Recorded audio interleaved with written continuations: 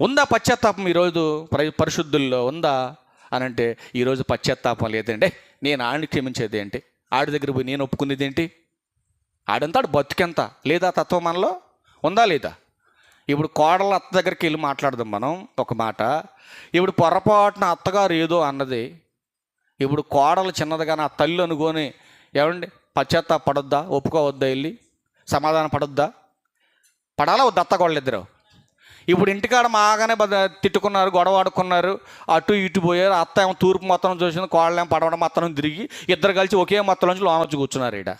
ఇప్పుడు ఏమో ఆమెతో మాట్లాడదు, ఆమె ఏమతో మాట్లాడదు. ఈడకొచ్చి ప్రభు బల్లో చేయబెట్టచ్చు మీరు? అసలు అర్హత ఉందా అసలు మీకు? మీరిద్దరే సమాధానం లేకుండా ఒకళ్ళొకళ్ళు చేసుకున్నటువంటి వాదోపవాదాల్లో తప్పుందని ఎరిగినటువంటి మీరు, వాక్య జ్ఞానం తెలిసినటువంటి మీరు ఇంటికాడ సమాధాన పడకుండా, సఖ్యత లేకుండా, ఇద్దరు మాట్లాడకుండా శత్రువులాగా వచ్చాడు కూర్చుంటే మీ వలన దేవునికి ఏమైనా లాభం ఉందా? ఒక్కసారి ఆలోచించండి మీరు.